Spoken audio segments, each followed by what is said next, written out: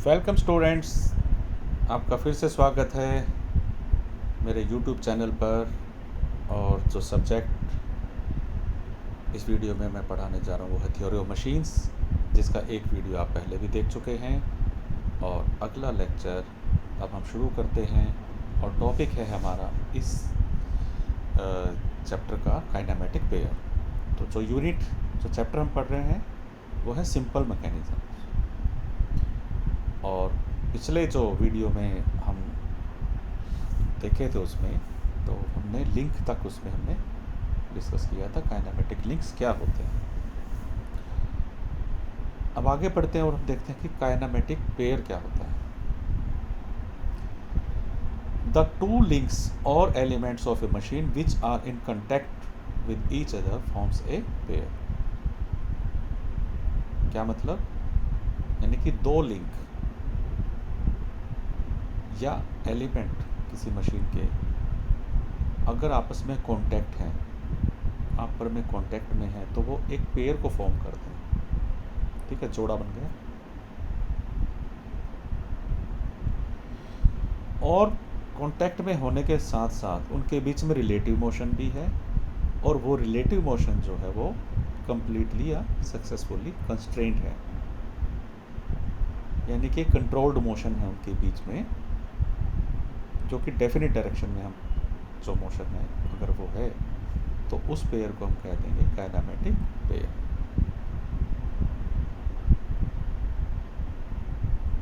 अब इसको समझने के लिए एक बार दोबारा से हम स्टीम इंजन के मैकेनिज्म का डायग्राम देखते हैं। अब इसमें देखें कि हमने लिंक्स के बारे में जब स्टडी किया था तो हमने देखा था इसके अंदर पार्ट्स हैं बहुत सारे, लेकिन वो सारे पार्ट्स मिलके भी 4 लिंक बनाते हैं। जो कंडीशन लिंक की है वो फुलफिल करते केवल 4 लिंक बनते हैं। अब इसमें पेयर कितने बन रहे हैं, अब वो आइडेंटिफाई करते हैं।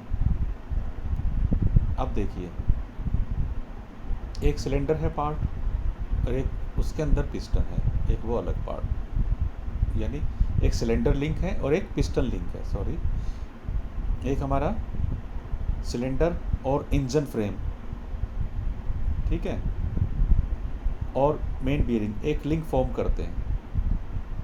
ठीक है, और पिस्टन रोड और क्रॉस हेड ये एक अलग लिंक है। ये 2 लिंक अलग अलग हैं, लेकिन इस दोनों लिंक के बीच में रिलेटिव मोशन है। पिस्टन जो है सिलेंडर के अंदर रेसिप्रोकेट करती है, यानी कि उसके रिलेशन में उसका एक रेसिप्रोकेटिंग मोशन है, रिलेटिव मोशन है। ठीक है, और इधर क्रॉस हेड भी इंजन फ्रेम में के साथ जो है उसके रिलेशन में मूव कर रहा है। लेकिन पिस्टन रोड और क्रॉस हेड तीनों एक ही यूनिट है, और सिलेंडर इंजन फ्रेम ये की एक यूनिट है। ठीक है, तो एक लिंक दूसरे के लिंक के रिलेटिवली मोशन में है, और मोशन भी क्या है, डेफिनेट है, यानी कि केवल रेसिप्रोकेट करेंगे ये इसके रिलेशन में। तो ये क्या बन गया, ये बन गया लिंक 1 और एक लिंक 4 का एक क्या बन गया, एक पेयर बन गया। ठीक है, इसी तरह से जो कनेक्टिंग रोड है, वो कनेक्टिंग रोड क्या कर रही है, स्मॉल एंड बियरिंग के साथ क्रॉस हेड के अंदर वो टर्न कर रही है। वो रिलेटिव मोशन हो गया, टर्निंग मोशन जरूर है लेकिन वो रिलेटिव मोशन हो गया with respect to piston road और क्रॉस हेड, जो कि लिंक 1 है। लिंक 1 के रिलेशन में कनेक्टिंग रोड का रिलेटिव मोशन है। ठीक है, तो ये एक और पेयर बन गया। इसी तरह से कनेक्टिंग रोड का क्रैंक के साथ रिलेशन है, रिलेटिव मोशन है। क्रैंक तो रिवॉल्व करती रहेगी और कनेक्टिंग रोड ऑसिलेट करती रहेगी, तो एक पेयर ये बन गया।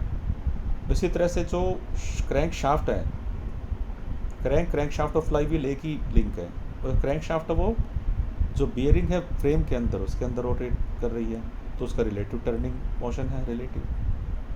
तो फ्रेम के साथ अगर कर रही है तो वो उसके साथ एक और लिंक बना दिया, पेयर बना दिया। तो 4 पेयर हमारे कैसे बने, लिंक 1 और 2 एक पेयर बना रहे हैं। अब लिंक 1 में देख लो कौन कौन से हैं, लिंक 2 में कौन कौन से हैं, तो पेयर 1 हो गया लिंक 1 और 2, पेयर 2 हो गया लिंक 2 और 3, पेयर 3 हो गया लिंक 3 एंड 4, और पेयर 4 गया लिंक 4 एंड 1। तो 4 पेयर इसमें हमारे बन रहे हैं।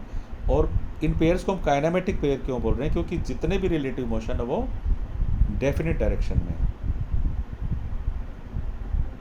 ठीक है,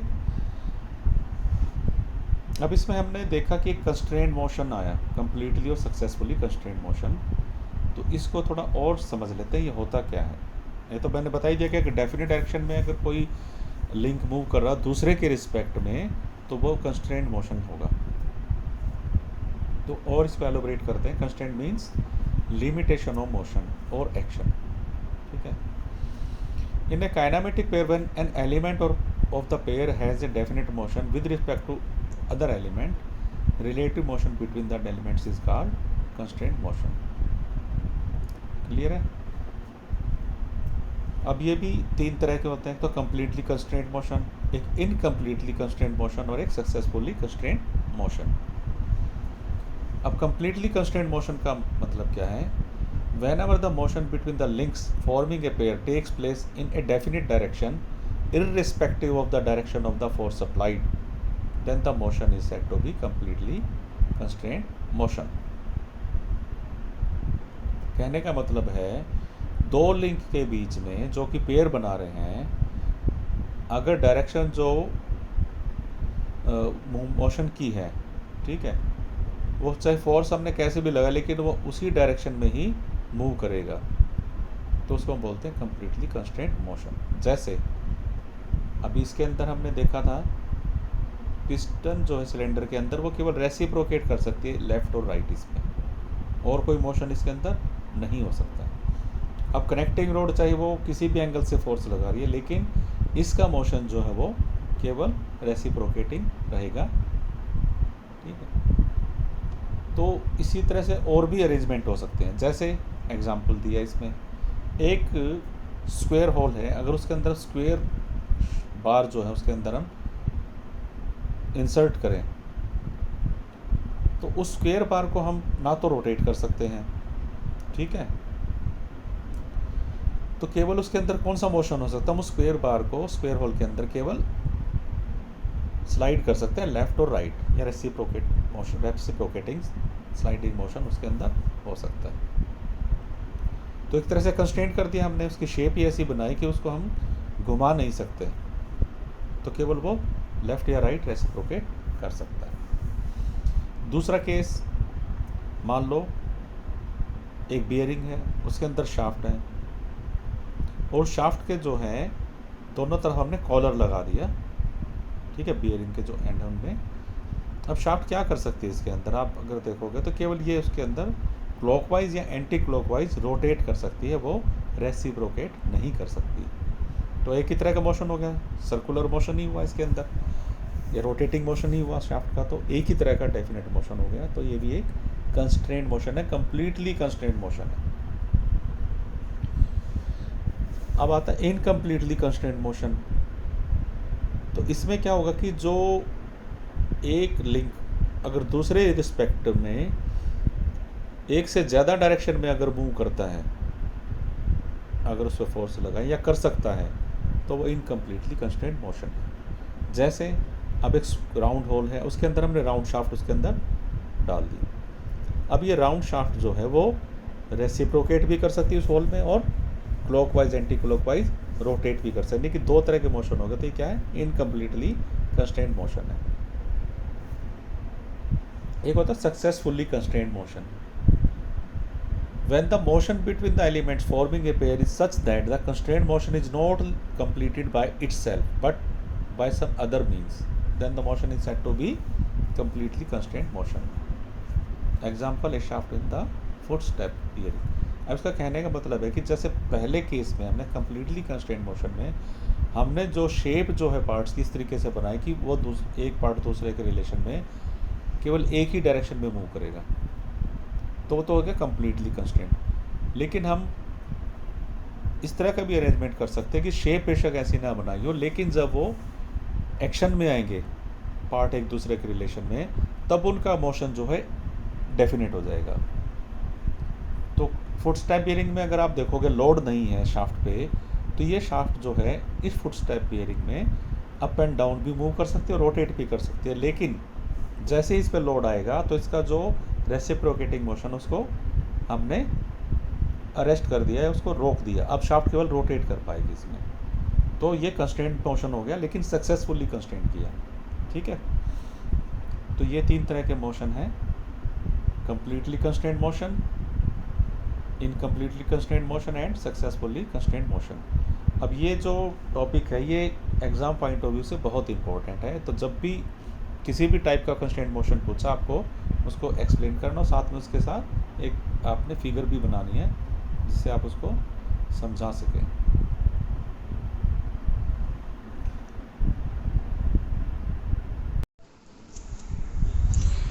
तो बच्चों, आप समझ गए होंगे कि काइनेमेटिक पेयर्स क्या होते हैं और जो कंस्ट्रेंट मोशन है वो क्या है। अब जो काइनेमेटिक पेयर्स हैं हम उनको क्लासीफाई भी कर सकते हैं। तो 3 जो मेजर क्लासिफिकेशन है काइनेमेटिक पेयर्स की वो हैं: type of relative motion between the different elements of the pair. जो काइनेमेटिक लिंक मिलकर काइनेमेटिक पेयर बना रहे हैं उनके बीच में रिलेटिव मोशन कैसा है उसके हिसाब से हम उसको क्लासीफाई कर सकते हैं। दूसरा क्या है? Type of contact, according to type of contact.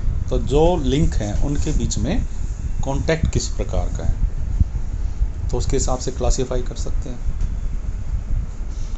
और तीसरी जो है वो है according to type of mechanical constraint, यानी कि जो हमें कंस्ट्रेंट मोशन चाहिए उसके लिए हमने मैकेनिकल कंस्ट्रेंट किस टाइप के लगाएं, तो उस हिसाब से हम उनको क्लासीफाई कर सकते हैं।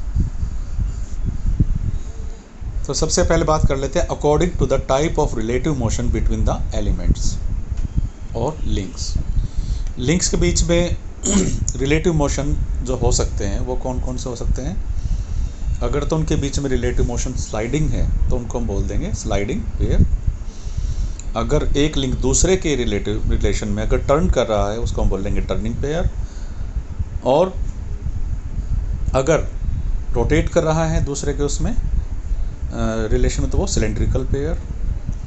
अगर रोल कर रहा है एक लिंक दूसरे के रिलेशन में तो वो रोलिंग पेयर बन जाएगा। अगर स्फेरिकल मोशन है तो वो स्फेरिकल पेयर, या कुछ इस प्रकार से मूव कर रहा है कि जैसे थ्रेड्स को हम यूज़ करते हैं, जैसे हेलिकल पेयर, स्क्रू पेयर जिसको हम बोलते हैं, तो पर टर्न जो एक डेफिनेट जो उसकी मूवमेंट होगी तो वो हो जाएगी हेलिकल पेयर। तो 1 बाय 1 हम सभी तरह के पेयर्स को देखते हैं according to the type of relative motion between the elements. तो सबसे पहले देखिए स्लाइडिंग पेयर। तो स्लाइडिंग पेयर कौन से हैं? 2 elements of the kinematic pair in which each element has sliding contact with respect to other element. For example piston inside a cylinder. तो cylinder और पिस्टन कौन सा पेयर बना रहे हैं? एक पिस्टन एलिमेंट हो गया और एक सिलेंडर हो गया। पिस्टन सिलेंडर के अंदर क्या कर रहा है? स्लाइड करता है, तो वो एक बन गया वो स्लाइडिंग पेयर। या rectangular bar in a rectangular hole, जैसे हमने कंस्ट्रेंट मोशन के उसमें भी देखा था। अगर किसी बॉडी में रेक्टेंगुलर होल है और उसके अंदर रेक्टेंगुलर बार अगर हम स्लाइड मूव करें तो वो स्लाइड ही कर पाएगी उसमें, तो वो स्लाइडिंग पेयर बन गया। ठीक है, तो ये एक इसका एग्जांपल आप इस तरह से शो कर सकते हैं। फिर आता है टर्निंग पेयर।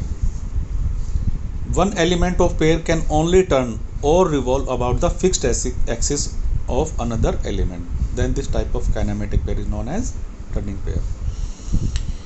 अब इसमें क्या है कि जैसे ये शाफ्ट है और उसके दोनों एंड पे हमने कॉलर लगा रखा है, लेफ्ट वाले फिगर में अगर आप देखोगे और तो आपको नजर है कॉलर लगी हुई है इसमें। तो ये क्या कर सकती है? तो जो एक सिलेंड्रिकल बॉडी है उसके अंदर सर्कुलर होल है, तो उसके अंदर केवल रोटेट कर सकती है, रिवॉल्व कर सकती है। ठीक है, तो ये कौन सा पेयर बना रहे हैं? Turning pair. ठीक, तो टर्न कर रही है उसके अबाउट। और जैसे साइकिल जो व्हील है वो अब एक्सल के अबाउट जो है वो रोटेट करता है, तो वो भी एक टर्निंग पेयर। फिर सिलेंड्रिकल पेयर,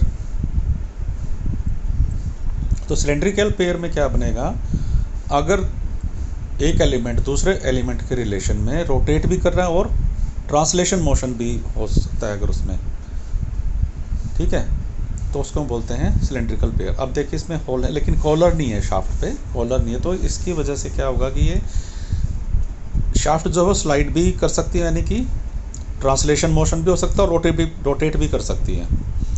तो इस तरह के पेयर में 2 डिग्री ऑफ फ्रीडम होती है। इससे पहले वाले में देखोगे तो केवल रोटेट कर पा रहा है, इसमें केवल 1 डिग्री ऑफ फ्रीडम है, ठीक है, लेकिन इसमें 2 डिग्रीज ऑफ फ्रीडम है। Rolling pair, when the links of a pair have a rolling motion related to each other they form a rolling pair। तो रोलिंग मोशन, जैसे बॉल को हम ग्राउंड पे अगर मूव कर दे तो वो रोल करती हुई जाती है, इसी तरह जो साइकिल आप चलाते हो उसका व्हील क्या है, वो रोड पे रोल कर रहा है, या कोई भी गाड़ी उसका व्हील जो है रोल करता है, तो उसको बोलते हैं रोलिंग मोशन, ठीक है।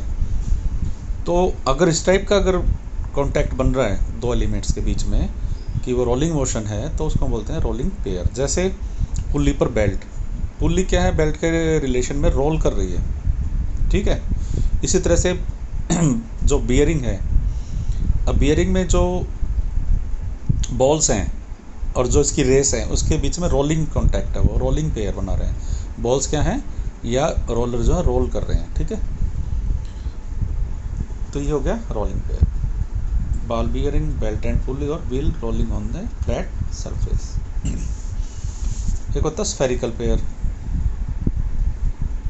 तो इस तरह का अगर अरेंजमेंट हो कि एक स्फेरिकल हमारा एलिमेंट है, उसकी शेप स्फेरिकल, और इसी तरह के एक रिसेप्शन है उसके दूसरे एलिमेंट में, ठीक है, तो एक फिक्स है और एक मूव कर सकता है, तो उसको हम बोलते हैं स्फेरिकल पेयर। तो एक सिंपल सा एग्जांपल आप देख सकते हैं इसको समझने के लिए। जैसे रियर व्यू मिरर होता है, जो पीछे देखने वाला शीशा होता है, स्कूटर पे भी होता है, कार में भी होता है। अगर आप देखोगे तो उसको हम एडजस्ट करने के लिए आगे पीछे करते हैं। अगर उसको देखेंगे तो एक स्फेरिकल एक वो बना हुआ है, शेप बनी होती है, जिसके ऊपर वो शीशा जो है उसका बॉडी उस पर फिट होती है, तो उसके अंदर वो मूव कर सकता है। या pen spotted joint in pen stand, ठीक है। बॉल एंड सॉकेट जॉइंट, तो मशीनों में ball and socket joint use करते हैं हम कई जगह, तो आप इसको देख सकते हैं फिगर में, ठीक है। तो स्वाइवल मोशन अगर हमें चाहिए तो ये स्फेरिकल पेयर हम यूज़ कर लेते हैं।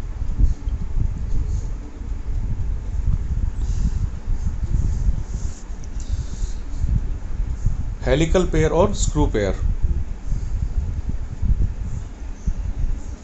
If 2 mating links have a turning as well as sliding motion between them, they form a screw pair। तो ये जो स्लाइडिंग है एक लिंक की दूसरे के रिलेशन में, वो फिक्स होती है कि एक टर्न पे वो कितना मूव करेगा, उस केस में वो बन जाता है स्क्रू पेयर। तो इनमें थ्रेड्स होते हैं जिसकी वजह से वो इस टाइप का मोशन हमें मिलता है। तो इस टाइप के अगर हमारे 2 लिंक है, जैसे लेथ के अंदर लीड स्क्रू होता है और एक नट होता है, तो वो एक स्क्रू पेयर फॉर्म करते हैं।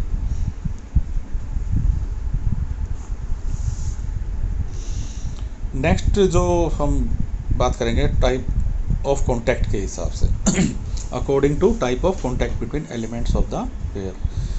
तो जो कॉन्टैक्ट बनेगा दोनों लिंक्स के बीच में, उसके हिसाब से या तो लोअर पेयर बनेगा या हायर पेयर। तो लोअर पेयर किसको बोलेंगे, when 2 links of a kinematic pair have surface contact between them while transmitting motion such that 2 links slides over each other, then it known as lower pair. यानी कि 2 link हैं तो उनमें अगर surface to surface contact बनता है तो उस केस में हम उसको बोल देते हैं वो लोअर पेयर फॉर्म कर रहे हैं। जैसे पिस्टन सिलेंडर का दोबारा से एग्जांपल ले लीजिए, पिस्टन और सिलेंडर के बीच में सरफेस कॉन्टैक्ट है, ठीक है। इसी तरह से नट बोल्ट है, इसमें भी वो सरफेस कॉन्टैक्ट है नट का बोल्ट के साथ। रेक्टेंगुलर बार में, रेक्टेंगुलर होल में, रेक्टेंगुलर पर वो भी सरफेस कॉन्टैक्ट है, यानी सरफेस पूरी की पूरी दूसरे लिंक की सरफ के साथ संपर्क में है। तो ये सब लोअर पेयर फॉर्म करते हैं। तो इससे आप ये भी समझ जाओगे देख के कि जहाँ पर भी स्लाइडिंग कॉन्टैक्ट है या स्लाइडिंग पेयर है वो सारे के सारे लोअर पेयर फॉर्म करते हैं। ज़्यादातर जो स्लाइड कर रहे हैं वो सारे लोअर पेयर हैं, ठीक है। और जहाँ पर हॉल जैसे टर्न कर रहा है उस बॉडी में तो वो भी एक लोअर पेयर, यानी जहाँ भी आपको सरफेस टू सरफेस कॉन्टैक्ट मिलेगा। हायर पेयर कौन से होंगे? When the two links of a kinematic pair have point or line contact between them, then this type of pair is called higher pair. The elements of higher pair is always curved in its shape. अब ऐसा contact बने कि उनमें line या point contact में, जैसे ball को हम किसी फ्लैट सरफेस पे रखेंगे तो बॉल एक ही पॉइंट पे टच करेगी, वो उसको हम बोलते हैं पॉइंट कॉन्टैक्ट। या किसी रोलर को हम अगर किसी ग्राउंड पे रखते हैं तो वो लाइन कॉन्टैक्ट बनाएगा, ठीक है। तो इसी तरह से मशीनों में भी जो एलिमेंट्स हैं लाइन और पॉइंट कॉन्टैक्ट बना सकते हैं। जैसे बॉल बियरिंग का मैंने आपको एग्जांपल दिया था, या कैम फॉलोवर का है, ठीक है। तो ये सारे के सारे क्या हैं? हायर पेयर कहलाते हैं, अगर ये लाइन या पॉइंट कॉन्टैक्ट बनाते हैं तो ये एग्जांपल जो हैं सारे के सारे हायर पेयर के। अब तीसरे टाइप से देखते हैं classification according to the type of mechanical constraint. या तो क्लोज्ड पेयर होगा या अनक्लोज्ड पेयर और ओपन पेयर। क्लोज्ड पेयर क्या होगा? When the elements of a pair are held together mechanically it is known as closed pair और self closed pair. यानी कि हमने उनकी मैकेनिकल शेप ही ऐसी बना दी कि वो उनका मोशन जो है कंस्ट्रेंट हो जाए एक दूसरे के साथ, वो उसकी वजह से है मैकेनिकली, तो वो सेल्फ क्लोज्ड पेयर या क्लोज्ड पेयर बोलेंगे।